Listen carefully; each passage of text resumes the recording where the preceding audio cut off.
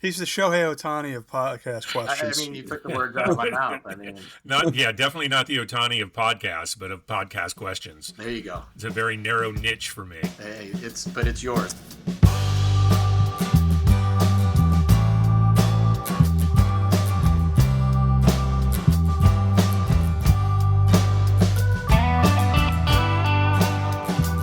Welcome to Wait What? Sports Biz Chat with DP and McGee, the podcast where we take a sometimes irreverent, sometimes cynical, and yes, even a sometimes serious look at the business of sports. I'm your co-host, Tim McGee. And I'm David Parro. Chip, chip, cheerio, and all that. Mate, I'm mixing my British and my Australian, but you're in London today. What's on your mind? I was buying it for sure. Yeah, I have. It almost looks like a fake backdrop I have here, by the way, but it's just my hotel room in London. Well, I got back from Austin actually on Saturday, and I'm now in London. And so I want to start. It just feels right to start with the big F1 news that came out of Austin, and that is Apple TV signing a 5-year contract to carry F1 in the United States. This has been a story we've talked about for a while. One of my preseason predictions was that it was going to go to a streamer. I thought at the time that it was going to be Netflix, given all of their history with Drive to Survive. But with the movie coming out, F1 the movie, with Apple behind it, the momentum really shifted over to Apple. And I think Netflix sticks with its current strategy and doesn't want to carry live sports. Apple obviously has been doing MLS. They were doing Friday Night Baseball. They won't be doing that any longer, but they've proven that they can handle this well. So this is a big deal. There are a lot of people yapping about that it's going to be the death knell for Formula One in the States without the distribution that ESPN provides. But they did get about double in their fee. It's reported to be $150 million. I've heard some say a little less, some say a little more. 5-year deal carrying all the races. And the important piece of this, and a really important piece of this, is that F1 TV, which is another way to watch all races and practices and qualifying around the world, is going in the United States is folding into Apple. So you will get anything that had been on F1 TV, say, is coming through your subscription. And it's not an extra paywall. There's not an extra pay-per-view, which is what MLS does. Right. So that's significant. And one of the things that I'm telling people that have said, this is trouble. I heard somebody say, this is like putting NASCAR on FS2, which I think is ridiculous. Formula One is having its best year ever in the United States, about 1.3 million viewers a race in the U.S. It doesn't sound like huge numbers in a lot of ways. It's still fairly significantly behind NASCAR. But now anyone that was watching through F1 TV, and there are fans that love that product, will be going to Apple. Now, Apple's about a $12.99 a month subscription. F1 TV was $16.99. So you're not paying that anymore, and you get all of that programming and all the ancillary things. But the big thing is what I've always said about F1, that the sport is playing a slightly different game. And I know everybody loves mass distribution, but they're playing a bit of a different game. They've shown they can be profitable in that 1 to 2 million viewers a race area because of their engagement, because of their sponsorship model. So I think this thing ends up being huge for them, being able to grow, because there are a significant number of Apple TV subscribers that are going to be exposed to F1 constantly now. So I ultimately think this is a great thing for F1. I think it'll be a good one for the fans. I think we'll deal with a lot of people bitching and moaning that they have to go and get another subscription. But I'm guessing that amount of people that are watching exclusively on ESPN that aren't already Apple TV subscribers is not that big. That's I'm not saying that scientifically. That's my gut. Yeah, well, a couple things. Correct me if I'm wrong, but hasn't viewership in the United States plateaued over the last year or two? It hasn't gone up significantly. like a skyrocket, no, for sure. But on average, they're saying this is if this holds this year, and there's only I think 6 races left. It'll be the best year they've had. Okay, but so the number I heard quoted was 140 million. So let's take that, or let's take 150 million if that's your number. So up from 90 million now. So 150 over 90 is not an agency. That's 160 over 90. But 150 over 90 is a 66% increase in rights fees for an audience that isn't growing at 66% or even close to it this year. So that's one thing that struck me about the deal. The other thing that's interesting is Apple is launching the F1 movie on December 1st, which comes, 2 months before the start of the season? I would have thought they might have wanted to link them a little bit more closely, temporally at least. Well, that's airing it on Apple only. Like I believe release so. on TV, yeah. Yeah, I believe it's on Apple. Yeah, but they've got a lot. Well, I think they've got a lot of programming they're going to get in line. Usually these things happen. A lot of the new stuff starts breaking in February. Livery reveals and various other pieces of news, of course, are happening then. So I don't think it's that necessarily that early. I think they've thought about this. Listen, it is a legitimate argument, and people say that Liberty Media is always going for the money, and in some regards they are, but they should have been focused more on the distribution. But ESPN never paid this all that much care. The U.S. races, they had some North American commentators come in. Usually Danica came in, James Hinchcliffe for F1 TV or for Sky Sports. And remember, the ESPN was picking up the Sky Sports feed.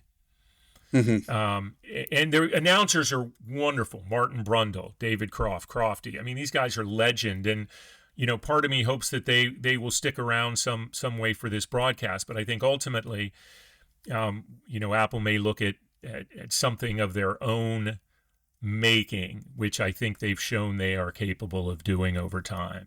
So I just think they continue to play a slightly different game on fan engagement really, really well. And it's not to them just all about, are we going to increase our viewership, twofold, threefold in the next year? But I think Apple helps them do a lot of the things that they want to do. Yeah, listen. I think I've used this analogy before. Wayne Gretzky, when asked, why he was so good, said he's skating to where the puck is going. And I think that's what these streamers are doing. That's where sports is going. I was just telling my class last week that I could foresee a future in 10 years where the only thing that's on broadcast television is the Super Bowl and potentially the Olympics in terms of live sports, big sports. Yeah, no, things are definitely changing. Listen, it was a big weekend for F1. In addition to the Apple announcement, it was announced that Austin and Circuit of the Americas, referred to as COTA, will be hosting the U.S. Grand Prix through 2034. So a nice 8-year extension for them in Austin. This race is so great, other than the fact that it's almost like, and I'm in London now, the British Grand Prix, which is in Silverstone, which just after so many years still can't get people in and out because it's in the middle of nowhere. And even though COTA is in Austin, it's kind of out in the middle of nowhere, and there's one road in and one road out, and they consistently have issues. But people flock to this race, and it's the one race of the 3 American races, Miami, Austin, Vegas, where it really feels like true motorsports fans, racing fans, go out and watch this. It reminds me a little bit of when the U.S. Grand Prix used to be in Indianapolis back at the turn of the century. You had true motorsports fans there. You definitely had motorsports fans. Every time anything happening in Indy is going to be a motorsports fan. Yeah, I mean, there were celebrities there, but they were celebrities who were race fans. They weren't celebrities there to be seen, which is, that's just the city of Miami and the city of Las Vegas in general. So. Right. Yeah, and the celebrities definitely came out in Austin. Matthew McConaughey can't not go to, can't miss an event in particularly Austin, being the UT fan that he is. But 𝘱𝘅𝗧𝗜𝗍 waved the checkered flag, and I'm totally down with 𝘱𝘅𝗧𝗍𝗍. What about you? Let's talk a little bit, if we're talking international or global sports, let's talk a little bit about FIFA.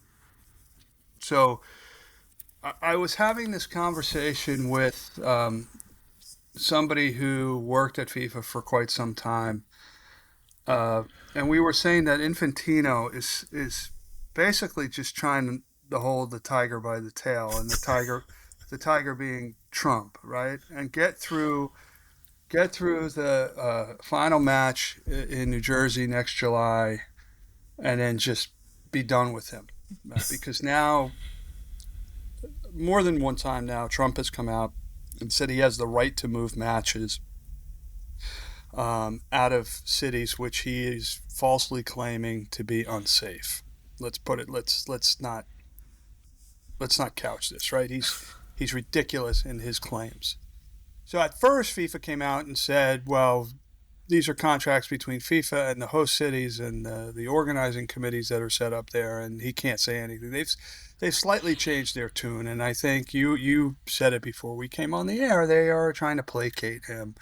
And like I said, they're just trying to get through the next match next year. But on a more positive note, and this is related to Trump as well, he played a part in what was and is now a tenuous ceasefire between Hamas and Israel. And FIFA has already come out and said that they will rebuild pitches in Gaza. So it's just one example of the beautiful sport having the ability to make a difference in the world. Now, as I said, as we're recording right now, that ceasefire is tenuous. We don't know if or when they will be able to get in there, but I was heartened to read that. Let me put it that way. Yeah, I mean, listen, it was kind of interesting because Infantino was invited to the announcement of the deal when dignitaries from all over the world came in to Israel, which at first was like, man, these guys are really tight. But then, on the heels of that, these announcements, and listen, this patch of land has its work cut out for it, and a lot of people are going to have to come forward. So agree, good on FIFA to take that first kind of crack at committing to it. Going back to the point about moving matches, I found it a little interesting when the threats were originally made that we'll move any matches where the cities are deemed unsafe, as you said. It wasn't Infantino that made that announcement. It was the Vice President Victor Montigliani, which is like, you go say this. You go out and say this. And he was really stern, right? Remember when the announcement was made a couple of weeks ago? It was like, we are the only ones that have the authority to move these games. You had talked about it on a previous show that these cities have been vetted for a long time. I mean, even to get to this point that not only can the country, or in this case North America, host this competition, but the cities that are going into it had to show all kinds of security and various other things that they could handle. So my definite view, and I think you're right, that it's just trying to get through it, that what happened coming out of the announcement by Montigliani was a reaction from the president saying, you can't tell me what I can't do in my country. And my theory, Johnny Infantino's just basically going like, oh yeah, you can move him. Of course you can move him if you deem him unsafe, with his just eyes to the sky saying, please make this be enough to make him not want to move any games, to at least give him the feeling that he has the power to do it. Because if he were to announce that one of these, Boston, for instance, right? Obviously New York, but let's get Boston. a city that he's been starting to threaten a little bit. I mean, Boston, I think, knows how to put on a big event. Yeah, they put on a little race every year in April on Patriots Day. That notwithstanding a horrible tragedy that occurred there about 20 years ago, or 15 years ago, excuse me. Yeah, they know how to put on events. And among other things, not only is FIFA a global sporting federation, it's also a political organization. You can't not be political and survive with all of those confederations, with all of those governments that you have to deal with, from authoritarian states to to developing countries to liberal democracies and everything in between, right? So they know how to play the political game, and they have done so with great aplomb for many years. Yeah, we're about to go into a World Series, Tim. We had two, I think, amazing league championship series that were completely different. In the Dodgers-Brewers, the Dodgers just completely dominated, swept the Brewers. I did predict that they were the team to beat, by the way. I don't know if you remember that, but and then in the American League, this 7-game series, Mariners up in the game last night, and the Blue Jays, who were great all season, coming back to win, and that was just a nail biter of a series. And I think we have an incredible World Series lined up, and I had a chance to watch a good amount, not all of it, but a good amount of what I guess we have to call the Ohtani game, where he pitched 6 innings, 10 strikeouts, and hit 2 bombs. Did he hit 3 home runs? He hit 3 home runs. 3 home runs, 2 of them being bombs. Like bombs. And I mean, I've never seen in a moment like that anything close. There may be some overall performances that you can look to, but in that moment, he's so emerging as clearly the best player in the game, and I certainly think we're looking at one of, if not the greatest player of all time.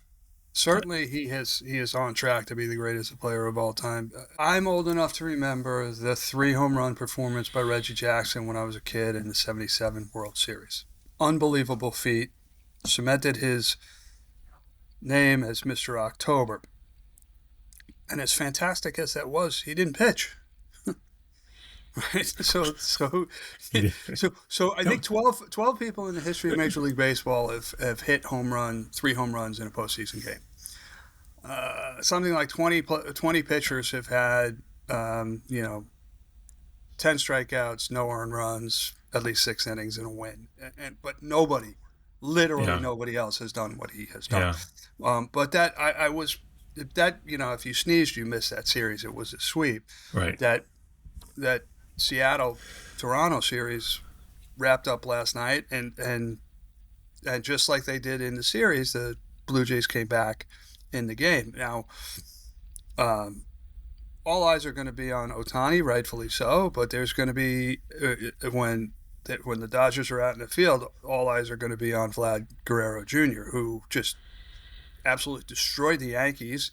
Started off a little bit slowly, but came back in the championship series, and he is one of the top 5 players in baseball. It's such a great story. He's a true Canadian. He was born in Canada. It's where his father played. He plans to dedicate a World Series win to his father.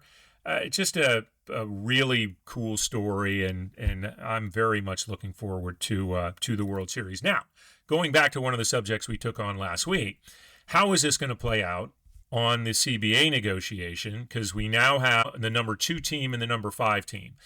I think clearly the owners are going to take a C. We need a cap because it's unfair to, yes, as you said, protect them from themselves. But that will be the argument, that C, that the 2 top 5 teams make it, even though the Brewers had a very low payroll by overall standards on the lower side. Mariners were about in the middle. But I think there's so much more, to the story. So I'm not sure. I mean, the players are obviously going to fire back, and I'm not sure when this is going to, when the negotiation is going to get started in earnest. But I will say this: And it always seems to be the case. It's the case with the WNBA. It just always seems to come when things are going so well. If the Blue Jays prevail, we will have gone 25 years, more than 25 years since the repeat winner in the World Series, the Yankees. But if the Dodgers win, then there's a bigger argument. Well, they spent all that money. They got back 2 years in a row. They won 2 years in a row. The CBA is not done until the end of next year, so we do have another World Series after this year, and obviously we have no idea who's going to play in the World Series next year. So I think there is some time before, either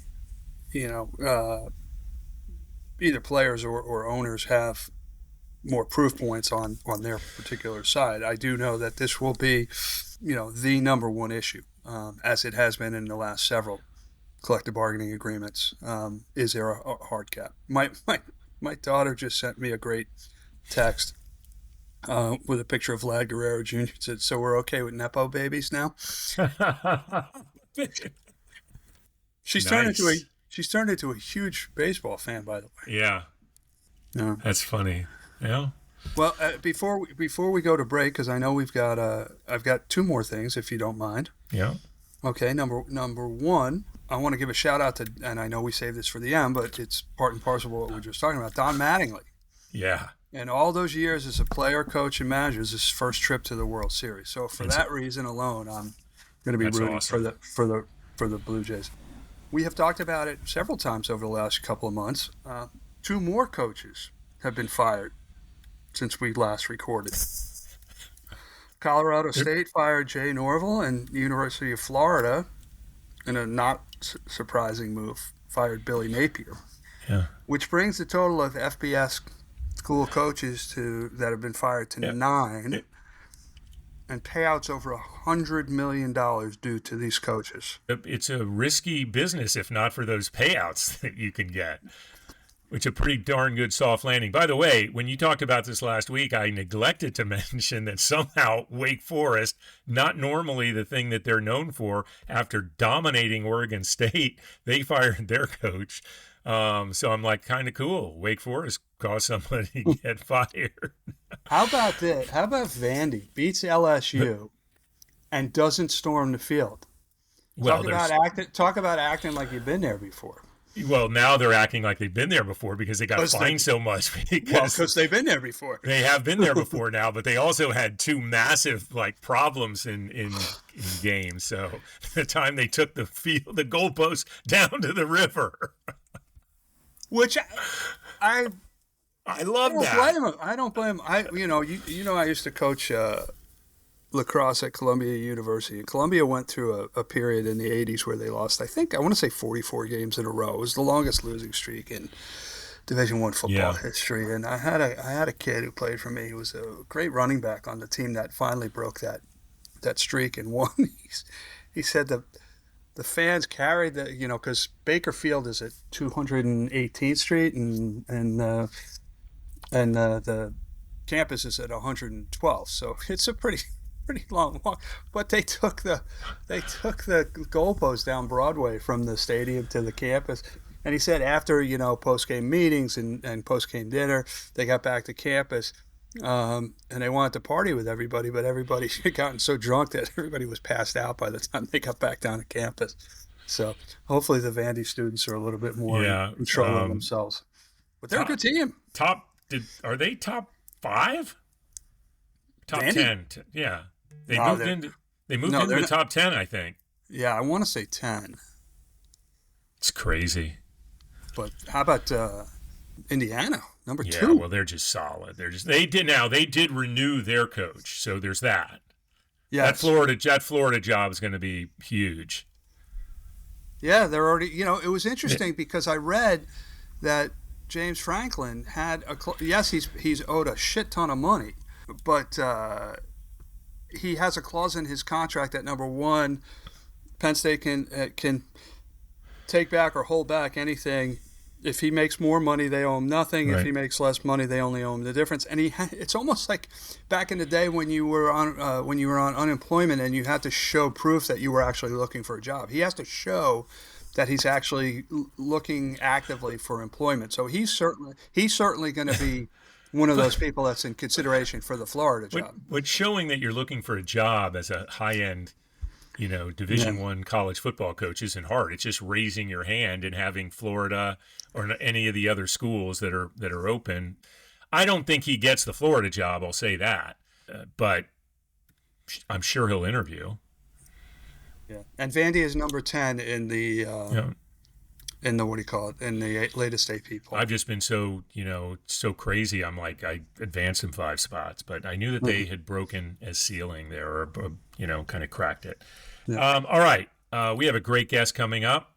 We're going to take a quick break. Be right back. It's time for our guest. The NBA tips off this week, so we are delighted to welcome our guest, someone that has spent over 20 years with the same club, that club being the iconic Boston Celtics. Ted Dalton is the EVP, Chief Partnership Officer of the Celtics, having worked his way up the org chart from a corporate partnerships director back in 2005. Prior to going property side, Ted was with 16W Marketing, SFX Sports, and ISI. He started his career at Disney after receiving his graduate degree from, any guesses, Tim? Wake Forest? No, the sport management program at UMass. That would be guest number 27, I think. Yeah, I think so. On top of this, just a really good guy. Ted Dalton, welcome to the show.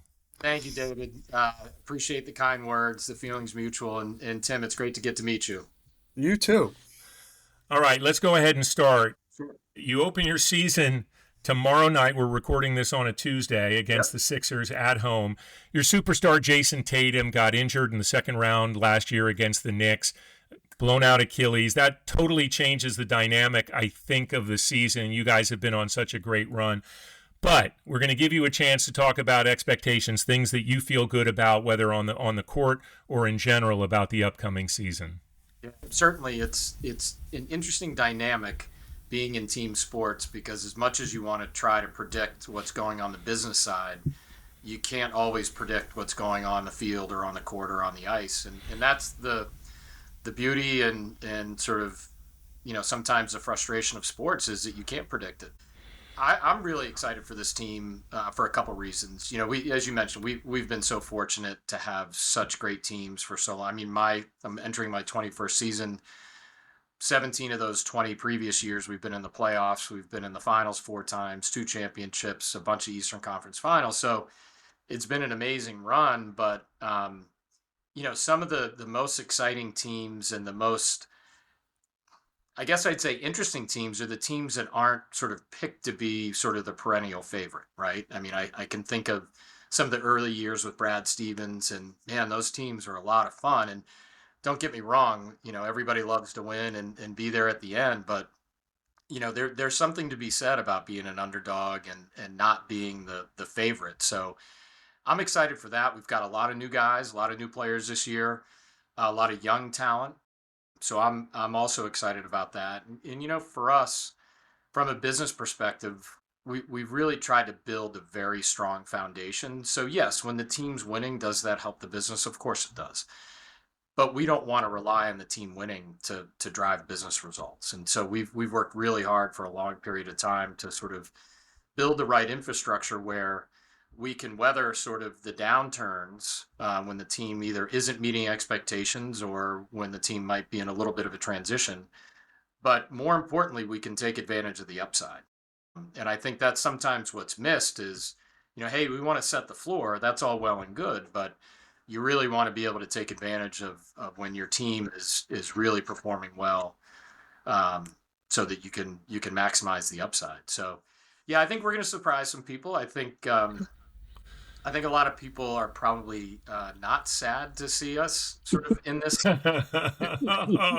He went there. He went there, Tim.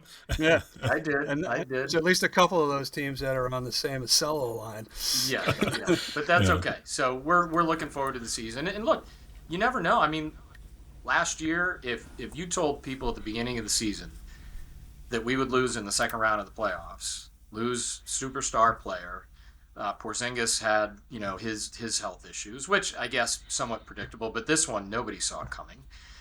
You wouldn't have, if you ask every NBA expert, maybe you get 1 out of 100 that says, yeah, I don't think they're going to make it past the second round. So you never know. You mentioned this is your 21st season. Congratulations. That's an amazing run with any organization. And besides being given, increased responsibility and titles and hopefully the money that goes along with that, what has made the Boston Celtics organization such a great place to work for you personally?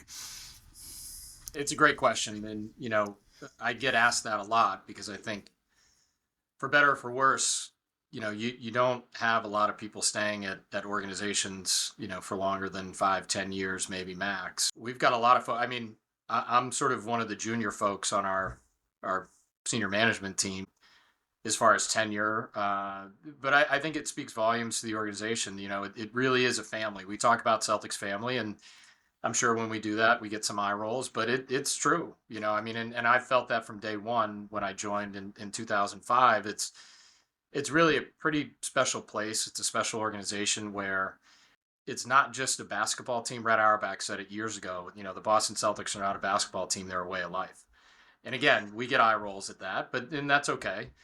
But it really is this sort of collection of people who are, trying to achieve a greater good. And whether that's, success on the court, that's great. But it's more about what are we doing off the court? How are we being stewards of the brand? How are we helping kids and families in the community? And that is super, super important.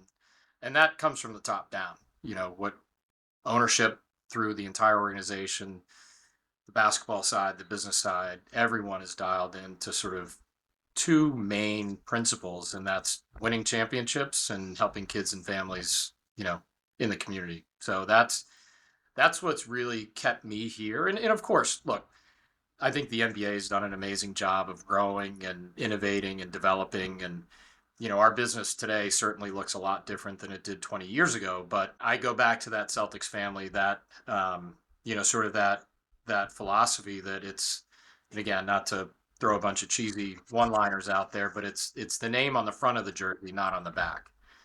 And everyone buys into it. And I think it's something that I am very thankful for, and I try not to take for granted, for sure. In a way, I feel some of these questions are running a bit together, but we're going to stay on this. The Celtics are a top 5 team in terms of valuation. Obviously, new owner, sold for a big number, I think $6.1 billion, and literally any other metric that you would go by, merch, etc. Brand knowledge, fandom would be top 5. You're not in a top 5 market, 25th largest city in the country, Boston. You don't even own your own arena. So from a valuation standpoint, can you go a little deeper from what you have been saying as to what's that mystique that makes that valuation so strong, even in the face of some of those things that aren't at the top? Right. Yeah, again, a great question. I think, for us, it's, 75 plus years of sustained success, right? Not without effort. And again, I don't want it to come off sounding maybe the way it's going to sound, but we've been very fortunate and at times lucky, we can admit that, to have the strength of the brand that's just built over a very long period of time and sort of consistent success over a very long period of time. And, I think it's interesting when I think about sort of our trajectory as a team and as a brand, there's also a couple key moments, I think, where we were very lucky, where we happened to be very good, and there were some kind of seminal changes happening in the marketplace with respect to distribution of content and games. Think about late 70s, the NBA Finals was tape delayed.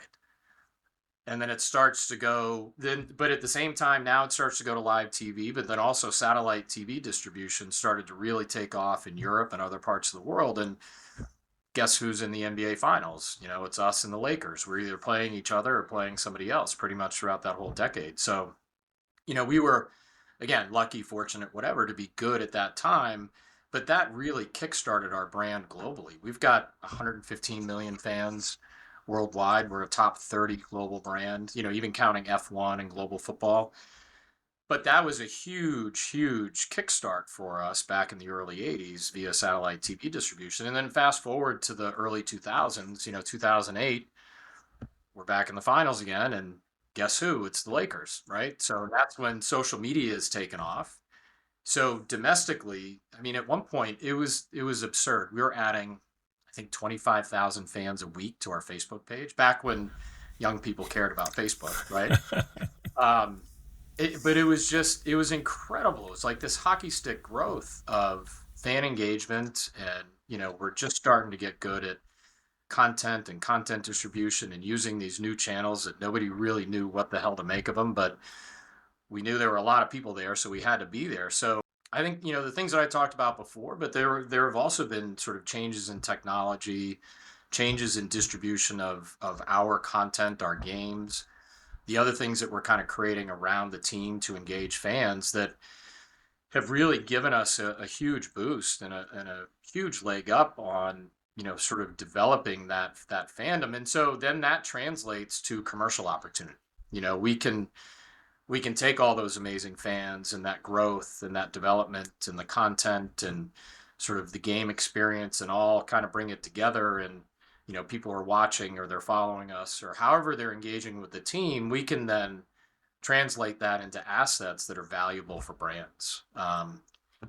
And I don't want to dismiss the community side of it too. I think I'd put our community work and our cause marketing up against anybody, not just in sports. We've and I give our ownership, previous and new ownership group, a lot of credit for that, because it is a central part of what we do. We just had our annual gala the other night. We had 1,000 people in a ballroom in downtown Boston, and we raised $5.5 million for our foundation. So it's and the entire ownership group's here, the entire team, a bunch of our courtside members, a bunch of our corporate partners, media partners. It was a great night. But so I think all those things together, David, in a kind of long, rambling way, help us sort of outpunch our coverage, right? And it's, in not owning the arena, you mentioned that, do you look at it sometimes and say, hey, I wish we could sell naming rights, or we wish we could, do a branded space or a branded bar or some other things that, teams that own their arenas have. And sure, that is meaningful from a revenue standpoint, but I've said for years, I think that's forced us to be a little bit more creative. We've had to focus more on how are we activating these brands in game? How are we activating with partners in the community? Whether it's cause marketing or grassroots marketing through youth basketball or other things that we do. How are we being a little bit more imaginative around how we're executing executive entertainment and other things? So it's really forced us to kind of think a little bit differently about how we're constructing these partnerships and how we're creating assets that are ultimately going to, bring value to partners. I want to tie together two things that you talked about in the last few minutes. But before I do that, I have to call out when you mentioned that it was a great question. We have a tradition on the show, Ted, where when a guest says that, we give credit to the writer of that question. In this case, as in most this year, that was David. So I'm having a good year. I mean, I had a sneaking suspicion, Tim, you and I don't know each other very well yet, but I kind of thought, I was like, it's a Paro question. If I know. There was one. He's the Shohei Ohtani of podcast questions. I mean, you took the words out of my mouth. I mean, definitely not the Ohtani of podcasts, but of podcast questions. There you go. It's a very narrow niche for me. Hey, it's yours. Well, okay, so a couple of things I want to touch on. You mentioned Red Auerbach and him saying it was a way of life, and the Celtics have that history, that mystique, that tradition, whatever you want to call it. How important is it to you when you're seeking out new partnerships for them to understand that, for them to embrace it, and for them to embody that in what they do in leveraging their partnership with the Boston Celtics? Yeah, it certainly is important, but I would also say it's a really fine balance. And we kind of started talking about this in earnest in the run up to our 75th anniversary. So we're one of three teams that are, the three original franchises have been around now almost 80 years.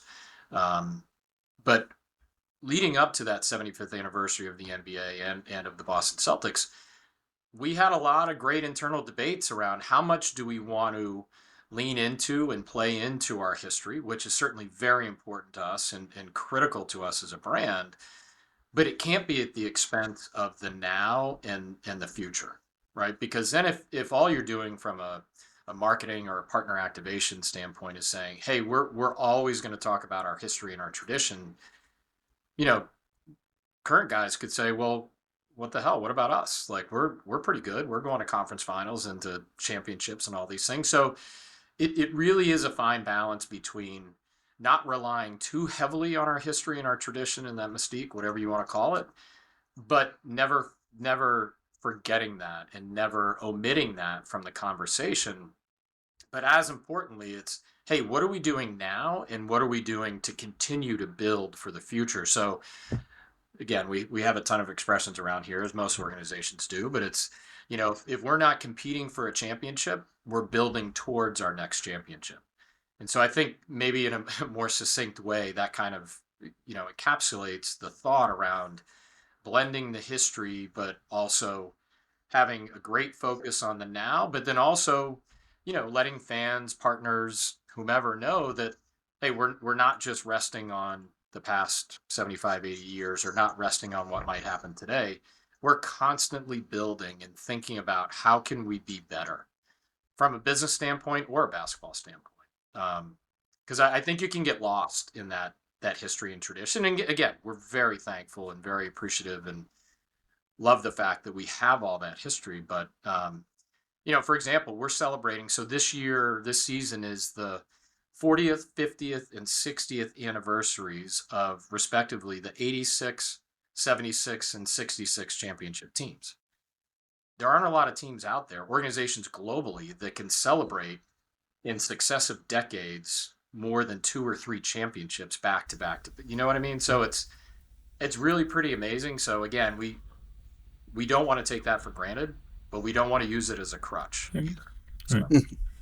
One of the things we were curious about, we talked about the Celtics not owning the stadium there.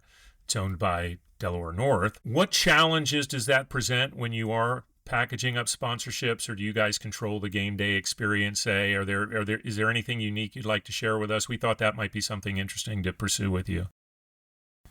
We control sort of the game day experience.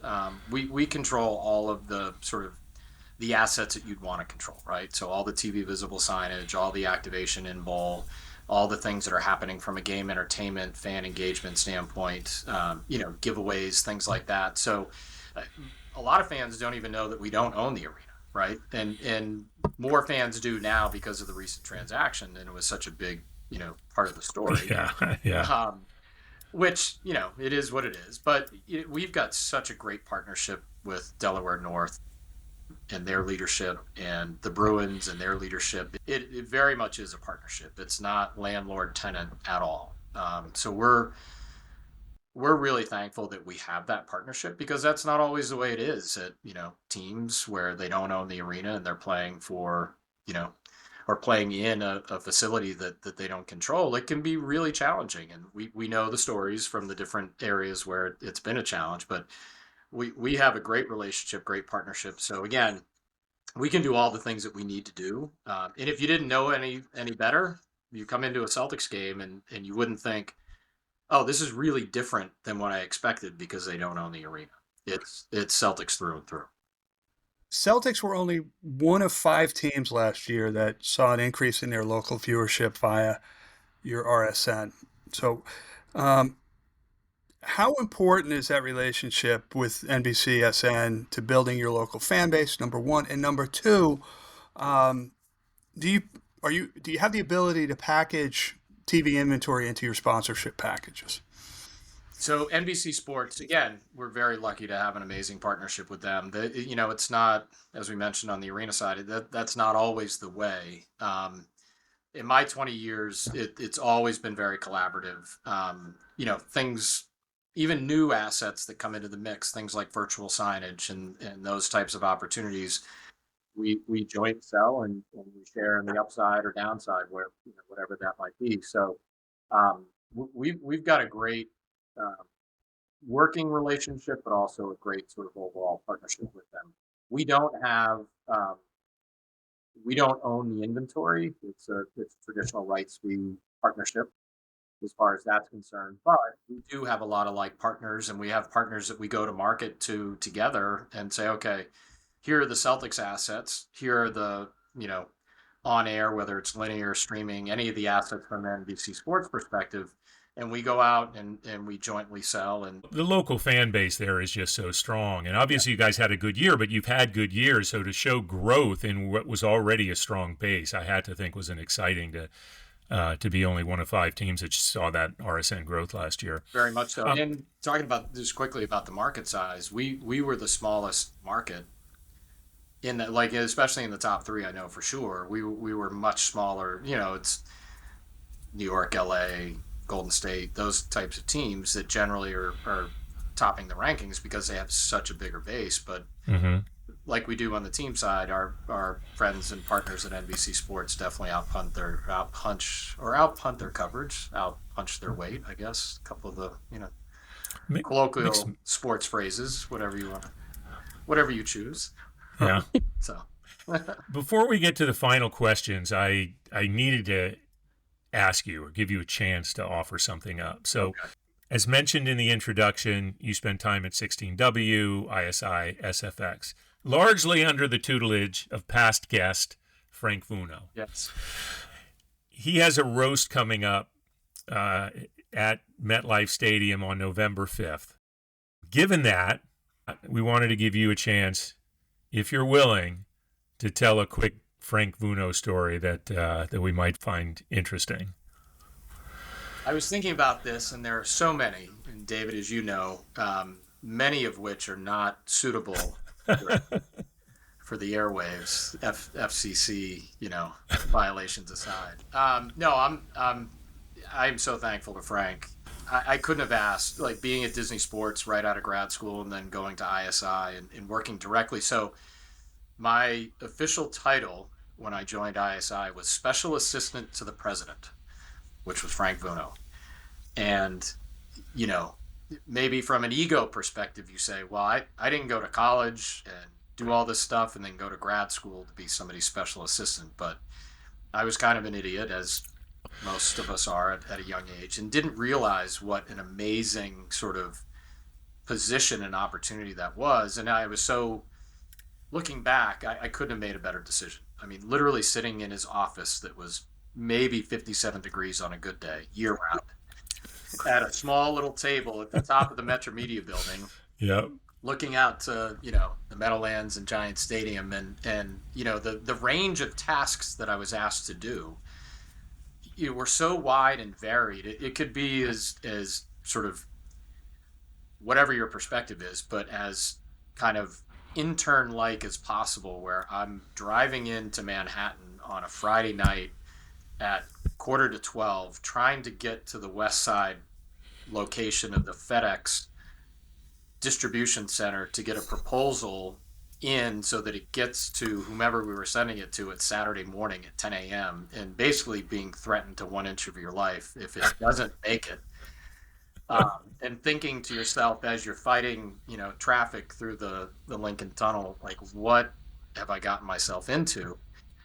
But one story, I mean, again, there's so many, but one story that sticks out. So I had just come up from Disney Sports and had an amazing experience there. So I'm a couple months in, and Hackensack, which is a University Medical Center, which is a part of the roast on November 5th, we used to run their charity golf tournament every year. And so my job at this charity golf tournament, again, sort of in line with the FedEx drop-off, was I was the witness at one of the par 3 hole-in-one holes where, for insurance purposes, you had to have somebody as a part of the tournament witnessing. So if somebody actually hit the hole-in-one, it's like, yes, I attest, and, so on and so forth. I didn't have a cell phone at the time. And so I get back to the office, and I don't even get down to sort of my little cube that was outside of Frank's office. And I can already hear his voice. Where the is he? Like, and so I turn the corner into his office, and he's already hot. up and down. I was like, Frank, I was at the tournament. He's like, I couldn't get a hold of you.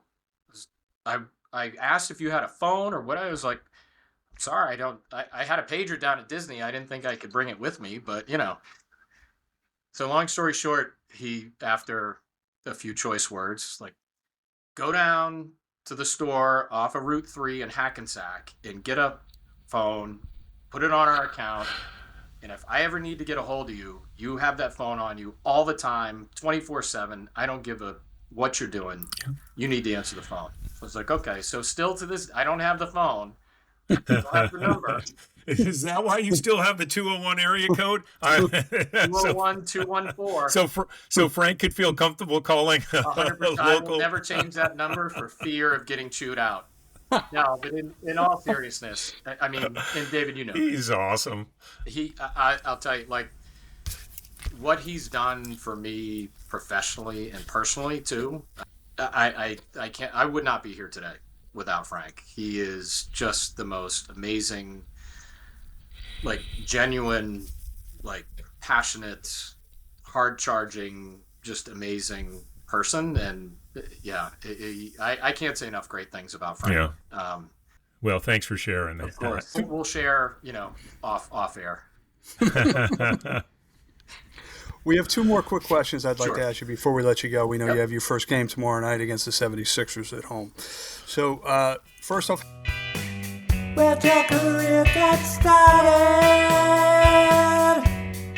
Where'd you started? tell our listeners how you got your start in the sports business.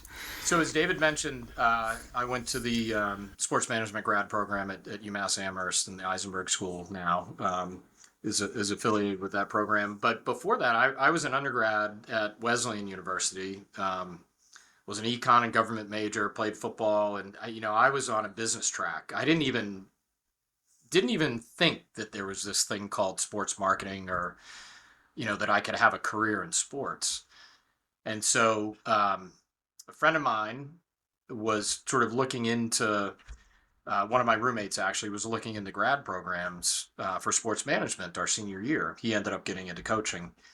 And I started to read a little bit, and I said, you know what, this sounds really interesting. This could be a great way to combine sort of my interest in economics and business, but combine it with my passion for sports. And so I started to do more research, kind of took a couple of years off, which my parents were both happy with and probably pretty frustrated with. Got my act together, actually did an internship at Wolf Associates here in Boston before grad school. Wow. Yeah, Bob Wolf, which then became a part of Arnold Communications. Yeah. But Bobby Orr was involved and some other guys, so it was pretty cool.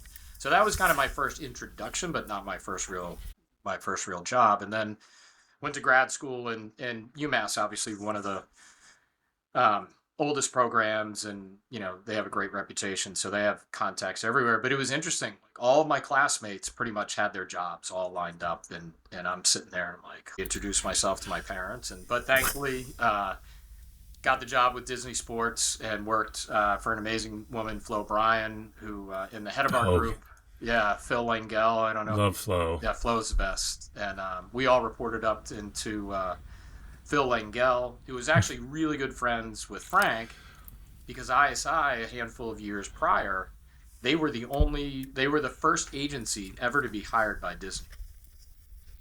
And so I actually met Frank at Disney at the Quarterback Challenge at the Sports Complex, and Fred and Steve were there too. And Phil brings me over. He's like, I want to introduce you to, the guys from ISI and Frank, because Phil knew that I wanted to get back up north. And I'll never forget that. They're at one of the VIP tables just holding court. And I'm like, who is this guy? And who are these guys? Like, what is this? Like, it was amazing. But yeah, so that's how I got my start. It's all relationships, right? UMass had the contacts and had placed a ton of people in a lot of different organizations, and I got connected with Flo, and she was, along with Frank and certainly Rich Gotham here I worked with and for. That's the other part too. Just have been really blessed to have some amazing people that early on, but then throughout my career have been fortunate enough to work with and who have helped me out a ton for sure. Okay, well that's an amazing start. I really wish that I had the opportunity to work for Frank Buono after having him as a guest, hearing you guys tell the stories. Last one, Ted, and we'll let you go, I promise. One piece of advice you'd give somebody looking to just start out in the sports business. I love this question, and I don't know who wrote it, so it's agnostic as far as that. We both. Yeah. I'm going to give that one to Tim mostly, because at the very outset of this show, he said, "I want to ask this question to everything." So that one is 95% Tim. All right, I don't remember that, Ted. Okay, I'll take it. It's a win. No, but it is the question, because, and I'm sure you guys have experienced this too. So when I talk to young people who want to get into sports, which we all get the calls, and you try to take as many of them as you can, generally I ask two questions. First question is, well, why do you want to be in sports? And generally the answer is, I love sports. I've always played sports. I watch sports. Okay, we get it. We get that you love sports and you have a passion for sports. But then I kind of turn around and I'm going to ask them a question. I said, well, if you wanted to become a doctor and you were talking to a physician and they asked you the similar question, like, why do you want to become a doctor? Why do you want to get into medicine? And your answer was, I love Grey's Anatomy. It's my favorite show. I can't miss. I DVR it. Like it is, I am a Grey's Anatomy. Like that's not a great answer, right? There's got to be something more. Like what is your reason for really wanting to be in the sports industry? And so I challenge, people to think about that. And then my follow-up question is, okay, we've established that you love sports. What do you want to do in sports? And generally the answer is, I'll do anything. I just want to get my foot in the door. Okay. Yeah, we get it. Like everyone's willing to do what you got to do, especially early in your career to get a start and get a chance. But I take it back to the medical analogy and I say, well, if a doctor asked you that and you said, I'll be a podiatrist or a brain surgeon, I don't care. Like, I'll do anything. It's like, that to me sort of signals that you may think you're serious about a career in sports, but you might not be as serious as you think you are.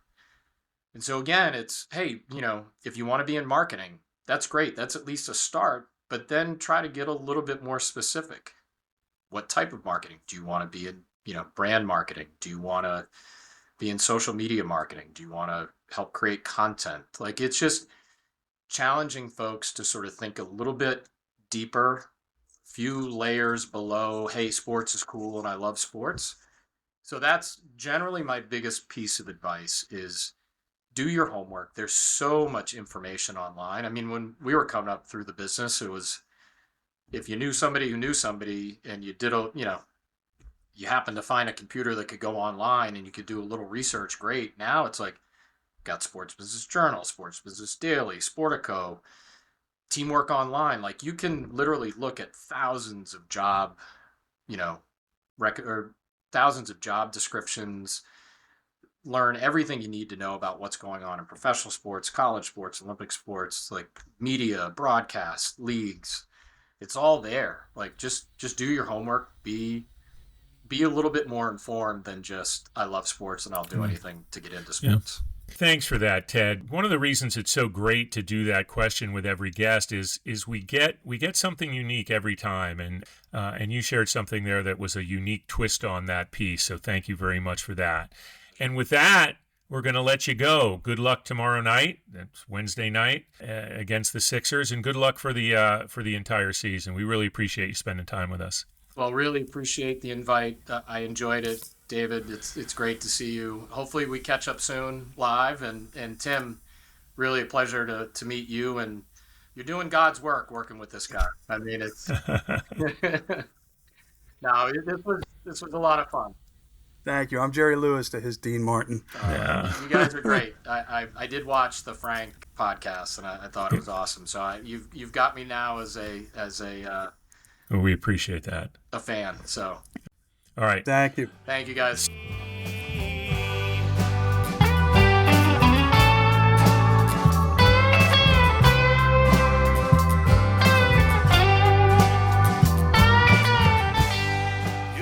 Great discussion with Ted Dalton of the Boston Celtics. Such a such a good guy and such a great run he's had with that team, that single team that happens to be the C's. So really appreciate him joining us today.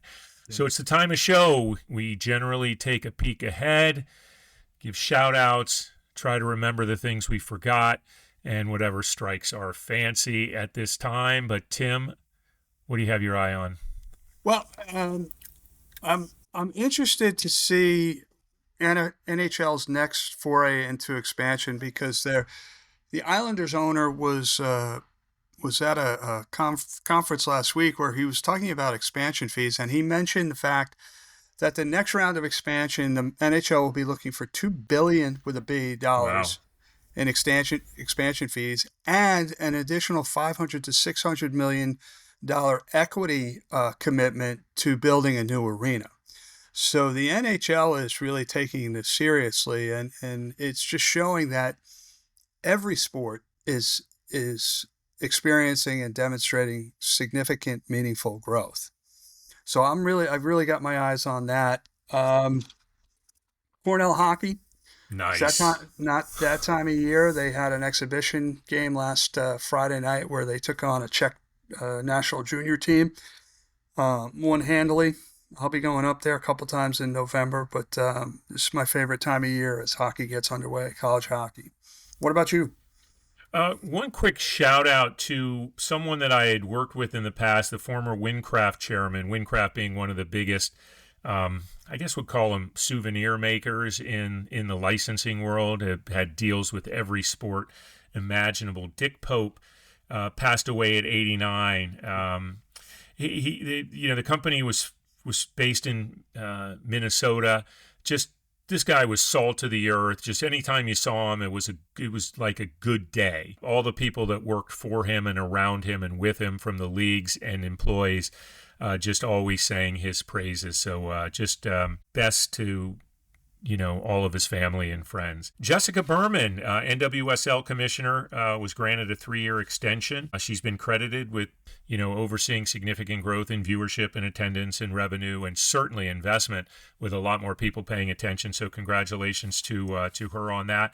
And I think we can officially say that the Engelbert watch is on, because now the owners, some owners, it seems anonymously, are coming out and basically talking about the leadership issue. What they haven't said is that they expect to replace her before this current CBA negotiation is done, so that she's kind of in that, but that they're expecting more.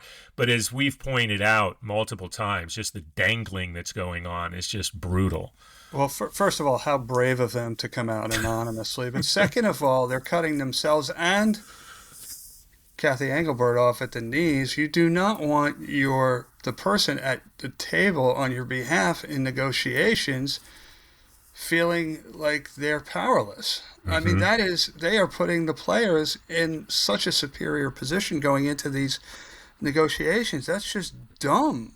It's just dumb. You gotta, if she's not your woman, rip the Band-Aid off. We talked about it last week. Have somebody have a Mark Tatum step in, right, as a representative of the owners, somebody who has been involved in CBA discussions, I have to imagine, in his role as deputy commissioner of the NBA, or somebody else, one of the owners, maybe somebody who's brave enough to put his or her name on a quote to the media.